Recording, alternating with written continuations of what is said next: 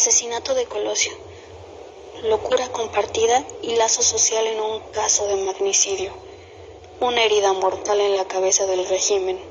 Luis Donaldo Colosio Murrieta, candidato del Partido Revolucionario Institucional, PRI, en los comicios que para elegir presidente de México se realizarán en 1994, pues muere asesinado el 23 de marzo de ese año, en el momento de dirigirse hacia la salida de un mitin de su campaña electoral en una colonia popular de nombre Lomas Taurinas, en la ciudad de Tijuana, Baja California, entre una densa multitud de asistentes al acto político. Recibe un balazo en la cabeza, que es el que le va a ocasionar la muerte, y al ir cayendo, otro más en el abdomen.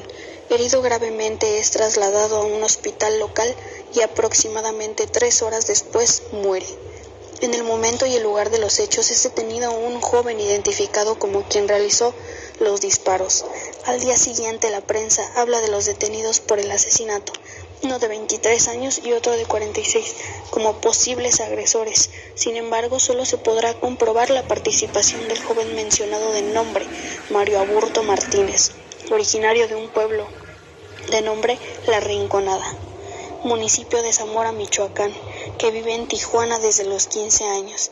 Desde el principio, Aburto acepta ser el autor de los disparos, si bien afirma que solamente buscaba herir a Colosio para llamar la atención de la prensa y exponer sus ideas pacifistas y la información que tiene sobre diversos grupos armados de diversos estados del país.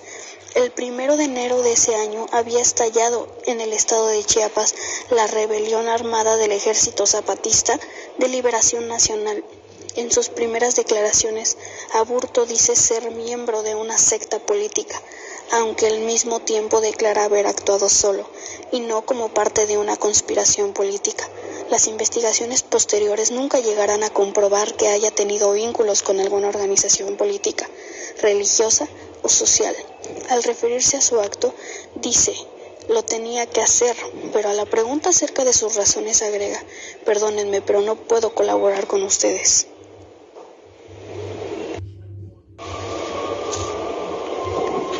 El asesinato de Colosio revela aspectos importantes de la estructura del sistema político mexicano, un sistema en el que el presidente de la República y el partido oficial constituyen las dos piezas centrales.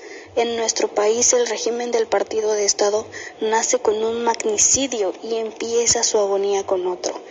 El PRI, como partido de Estado, nace fundado por Plutarco Elías Calles en 1929, con el nombre del Partido Nacional Revolucionario, con el asesinato de Álvaro Obregón, efectuado por José de León Toral, y queda herido de muerte con el asesinato de Luis Donaldo Colosio, realizado por Mario Aburto Martínez.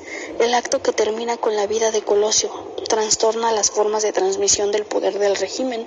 El candidato oficial ya no será aquel que fue designado por el dedo todopoderoso del presidente de la República, sino que éste se verá obligado a elegir un nuevo candidato que antes no había sido considerado para esa tarea. Unas semanas antes de cumplirse el 10º aniversario del magnicidio, el 10 de febrero del 2004, día al que el candidato asesinado cumpliría 54 años de edad, Luis Colosio Fernández, padre de Luis Donaldo, en la ceremonia con que dan inicio los actos de conmemoración de la muerte de su hijo, pronuncia un discurso en el que rechaza la tesis del asesino solitario. Sostiene que el crimen ocurrió en un clima de profundo deterioro de las relaciones entre el candidato y el presidente Salinas. Insiste en que en el entorno de este último se conspiraba en contra de la candidatura de Colosio y retoma la cuestión del cambio de candidato. ¿Acaso la designación de un cambio honorable a favor de la misma persona que había sido el principal contendiente de Donaldo por la candidatura del PRI no significó abrir de forma inédita la posibilidad de sustitución del candidato?